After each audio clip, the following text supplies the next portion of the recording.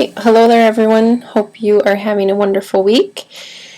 Let's see, I think I said last time that it was a record-breaking short lecture, but this week might be a contender. It's a really short one.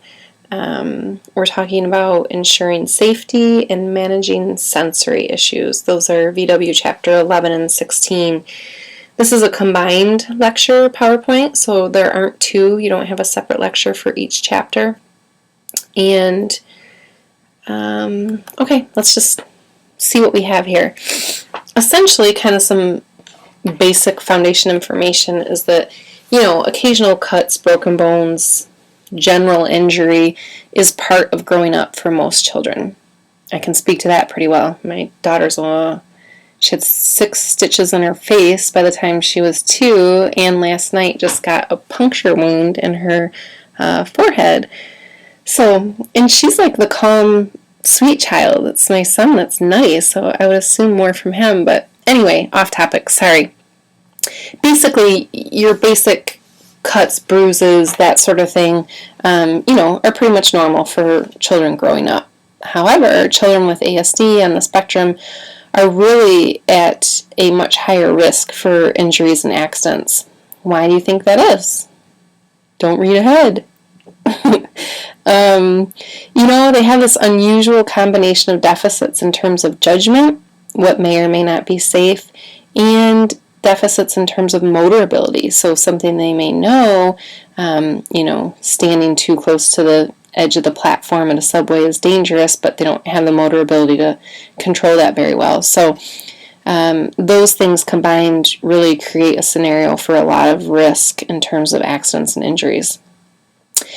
And, of course, they have very unusual sensory interests, so this oftentimes puts them in position to be at risk for injuries and accidents.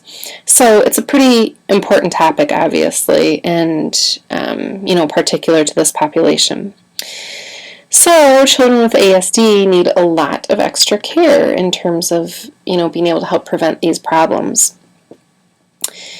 Ways to maybe provide a safe environment definitely vary in terms of, the child, where they are in the spectrum in terms of if they're Asperger's or autistic or whatever the case may be. And with the child's age and the surroundings, all that sort of thing obviously individualizes how we can provide a safe environment. But some basic information. What you need to do to ensure safety is the first one, hard to do, but this is what they say. Keep an eye on them constantly. Obviously, impossible if you're a parent, teacher, whatever. You can't constantly have an eye on them, but that certainly does help. If possible, you take them along when you leave the room for brief periods of time. So, kind of if you're talking about parents and that sort of thing, if the child will come with you without a lot of, without disturbing them, without a lot of disruption on your part, it's probably safest to have them to tag along with you. Of course, again, impossible to do all the time. So one other option is to have a safe place where he or she can be left alone, briefly without any risk of potential hazard.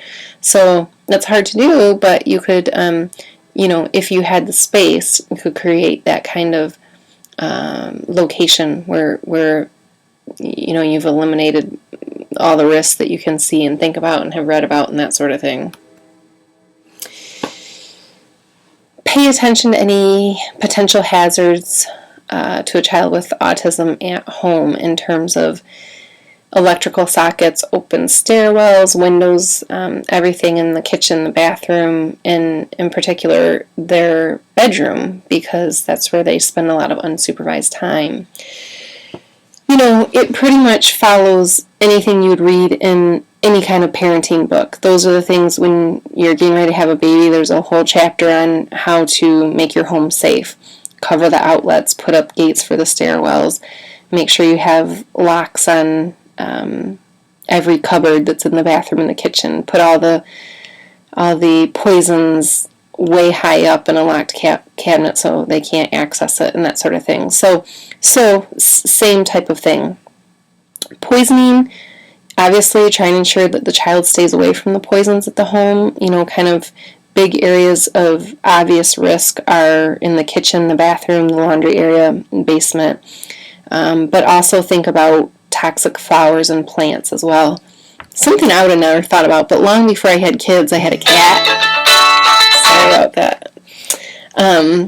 I had a cat, and well, I still have him, but he was essentially my baby because I didn't have kids at the time, and so anyway, I can't remember why I got flowers. Someone had sent me flowers, and he ate it, and his face blew up like a big, huge puffball, and we rushed him to, the emergency vet, and he almost had kidney failure and almost died because of the plants. And so it's just something I didn't really think about. So obviously something to think about if you have any kind of children, or especially children on the spectrum.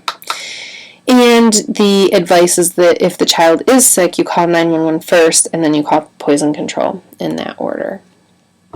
So for school safety, teachers and school staff should be trained in these kind of basic things. Have basic safety knowledge, simple first aid, know how to prevent some accidents, and teach basic safety concepts, and really, more importantly, be able to generalize those in any way that you can, and if you can practice them in different settings, or particularly in real settings. If you're talking about, I saw a study one time where they were teaching individuals with disabilities, I think it was cognitive impairments, but they were teaching them to use the bus and take it around the city. And so they created in the classroom a whole setup, literally like tape on the carpet where, the road crossway would be where you would get on the bus. They had fake set of stairs where the person would climb up those to get on the bus and that sort of thing. So, that sort of thing. But also if you can take them in the environment and actually practice it, those basic safety concepts would be really helpful. Something to keep in mind when you're talking about school safety is the play equipment and the playground in general, in terms of making sure there's no poisonous plants on or near the playground as well.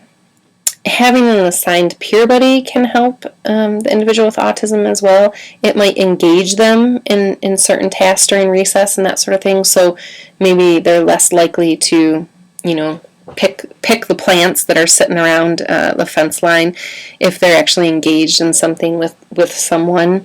But that person might also be really helpful in terms of notifying adults if there is an issue or injury, that sort of thing. Let's see, of course, keep in mind those other kind of more basic potential risks, where the scissors are, where the electrical appliances are, poisonous materials, all those sorts of things you have to make sure that the student doesn't have access to. Field trips, important thing to keep in mind. It's obviously a huge opportunity for lots of different things, for lots of learning and generalization and that sort of thing, but there's a lot of challenges related to it as well. So you just need to plan in advance, plan appropriately to be able to prevent those problems, and know how to deal with emergencies in those situations. That's something I think is really important. I learned it from, I have a girlfriend she's actually a neonatal nurse, but she has children now, and the first thing she does when she's planning a vacation is she identifies the closest urgent care and the closest ER.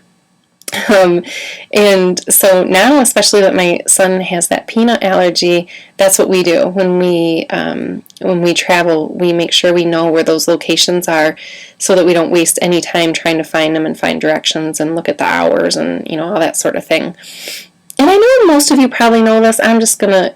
It's like an opportunity for me to talk about peanut allergies. You probably all know this because you're in the schools, and schools are particularly sensitive to it. But I didn't know this. I mean, I've been in the schools for 15 years, and it wasn't until my son had the peanut allergy that I found out that, okay, so obviously if they come in contact, with peanut or peanut product, and they're having an allergic reaction, you give them the EpiPen. And I thought that meant they were fine.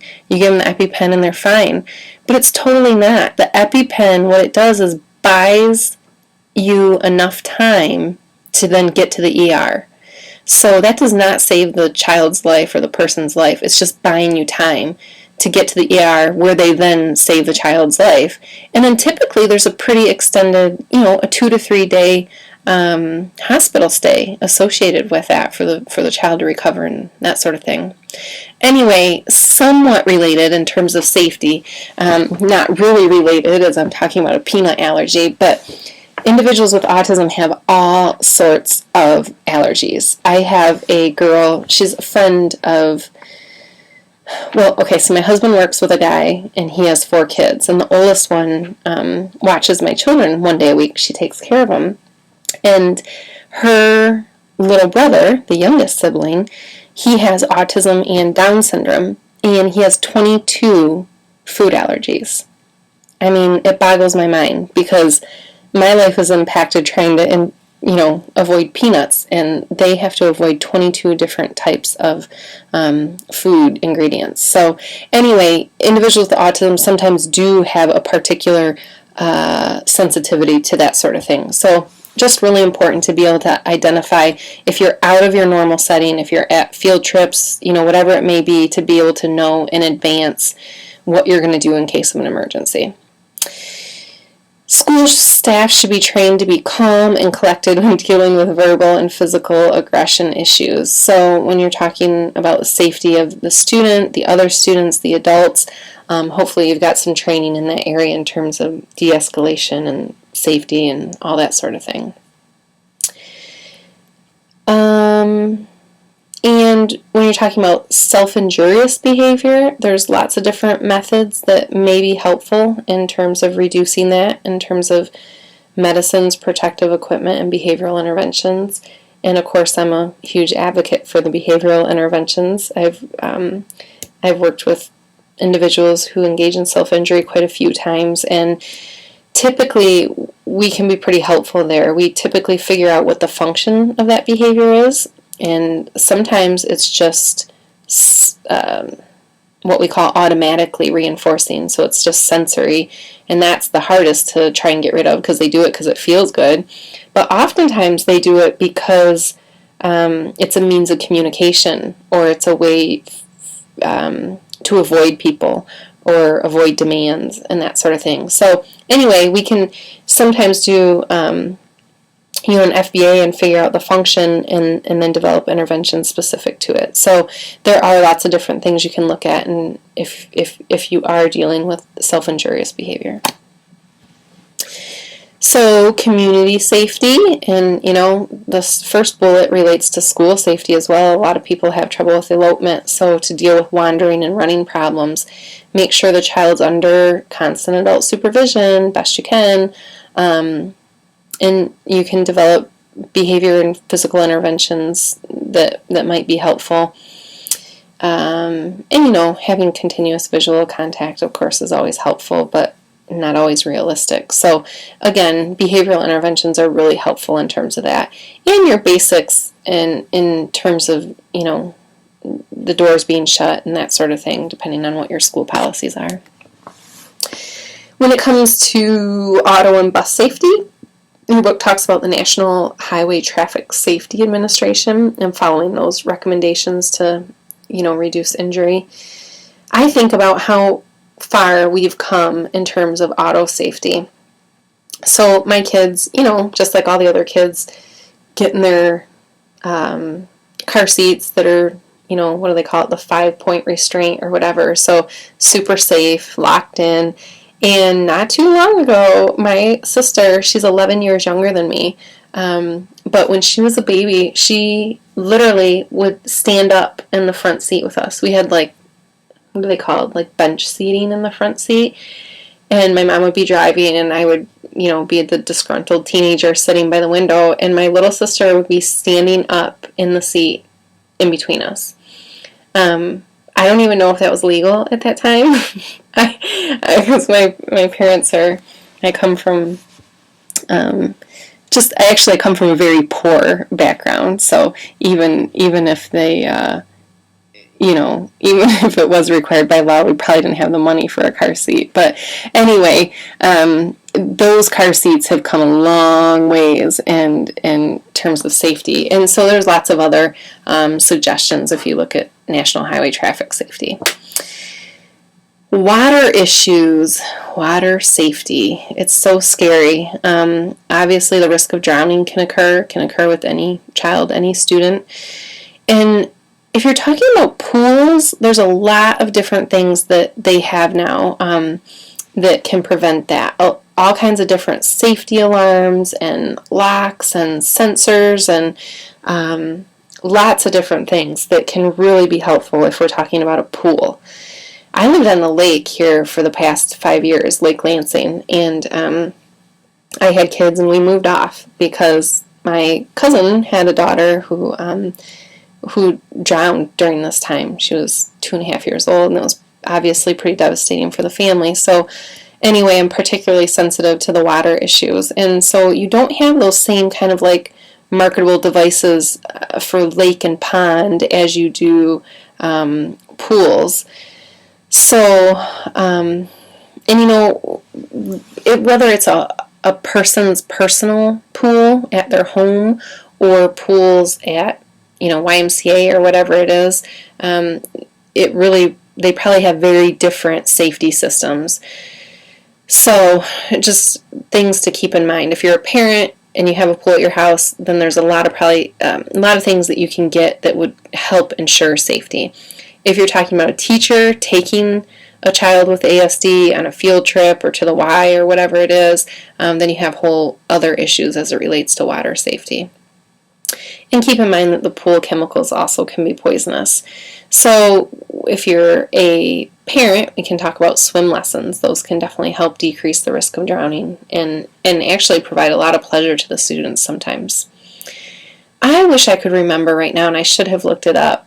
There are some cool videos. Oh, I wish I could remember the name. I can't remember the name right now, but it's swim lessons where they teach the child, they teach a child to basically, they teach them sometimes in their clothes so that it's as realistic as possible. So they fall in a swimming pool, you'd be wearing your clothes, not your bathing suit and cap and goggles and that sort of thing. So anyway, they teach them how to immediately turn on their back and float and find the side and that sort of thing and yell for help. So they teach them really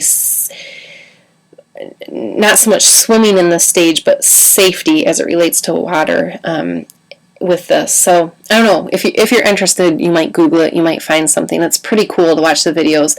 I mean, they have little bitties who get thrown in the water and they're able to flip, float, and find the edge and ask for help. So, or yell mama or dada or whatever it is. So pretty cool. Okay, so some sensory issues, and they relate a lot to safety, as we talked about. But so children with autism or on the spectrum have unusual sensory responses and interests. And so one of those, when you're talking about dealing with unusual eating habits, there's different ways to work with this. A good way is to gradually introduce new foods. You know how we did this with one student? It was crazy, but it worked. One of the students I had, what was it? Now I can't remember what the food item was, but it was something so basic, like pretzel or a chip or something. But anyway, we started out them just tolerating it in their hand, and then tolerating it closer and closer and closer to their mouth. So their hand to their arm, to their elbow, to the shoulder, to the cheek, to the lips, to the tongue, to in the mouth, and that sort of thing. So, and that was really successful. So you can introduce new foods gradually. You can mix some foods in with other foods to introduce the taste, like applesauce and yogurt or whatever it may be. You can mix them to help introduce it. Sometimes it helps if you can involve the child in preparing the food, grocery shopping, that sort of thing, so that there's an interest in different foods.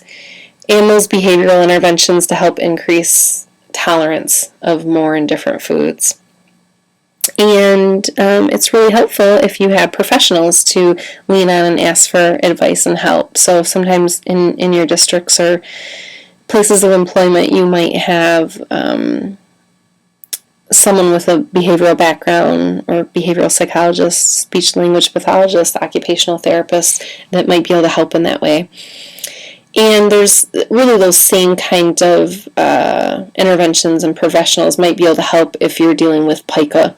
So that really puts the student at risk for all sorts of issues with poisoning and medical problems. I have a publication out from eons ago where we reduced pica in a little boy with autism. I think I told you guys this. He ate the hands and feet and tails of mostly dinosaurs and people, but little plastic figurines. And so there's lots of ways to deal with pica. There's a lot of research out there. I remember one study that this person ate cigarette butts, like anybody's cigarette butts. They'd go on a field outing and he'd find a cigarette butt on the ground and he'd eat it. So anyway, they reduced that, eliminated his pica, and obviously for good reason. So, hearing problems. Children with autism are commonly sensitive to sounds and noises. One thing to make sure you do as a parent, or if it's available at schools, is make sure that hearing is tested, obviously. And how you can deal with sound sensitivity, if you can help minimal distractions and eliminate noise in the environment. And, the book talked a lot about preparing the child for something inevitable like a fire drill, teach self-regulation skills to decrease anxiety and behavior problems caused by fire alarms. So they talk about, different examples of, as soon as you hear the fire alarm,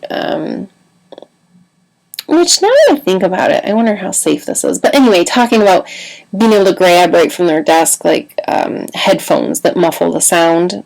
But I'm wondering how safe that is. Like if there's really a fire, you don't grab anything. But anyway, if you know it's a drill and that sort of thing, maybe it will help. But I don't know how much it would help for real setting if there's a real fire drill. But anyway, if you can help reduce those distractions and noises in the environment, that's helpful. But sometimes you don't even know what they are sensitive to. I know that I think it must have been in one of the books I was reading where they were talking about an individual with Asperger's and just not being able to stand the humming of fluorescent lights. So, you kind of never know what the sound may be, but if you can check the hearing, make sure it's good, and if they're particularly sensitive, then to be able to help them deal with those issues. Visual problems. Students also on the spectrum sometimes have unusual visual preferences. Certain aspects of materials or certain angles of an item. That's pretty typical, and it might lead to other behavior, self-regulation problems.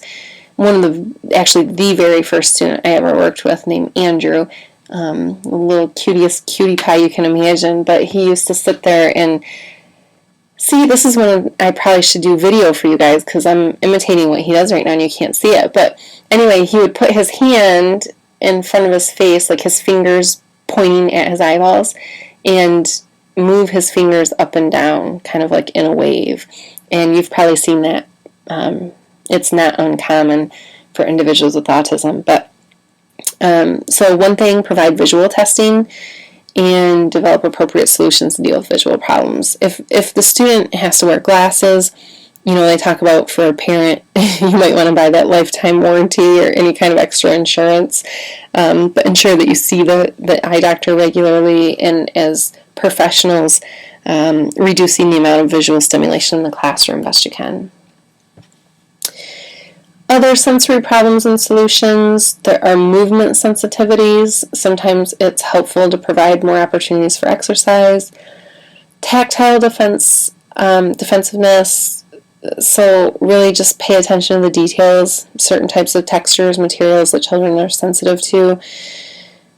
remove labels. That one makes me laugh because when I told you my sister is 11 years younger than me, I would always cut out the labels of her clothes when she was a baby because mine itch me and I assumed they itch her. But anyway, I saw a YouTube video. I think I was just searching around for autism, and there's a girl on there who has Asperger's, and she was, talking about her daily life, and she was talking about different types of materials. I think it was fleece that she said is literally painful. Like, it's not, it's not like it itches her, not like it bugs her, what, it literally is painful to the touch. So, being able to pay attention to those types of things.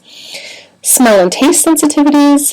One thing, if you have students that are really uncomfortable with the smell, they're just sensitive to that, then move their seat at lunchtime, make sure they're not sitting close to, the smelly materials that are in the classroom or the art room, like you think of paste and glue and all those sorts of things.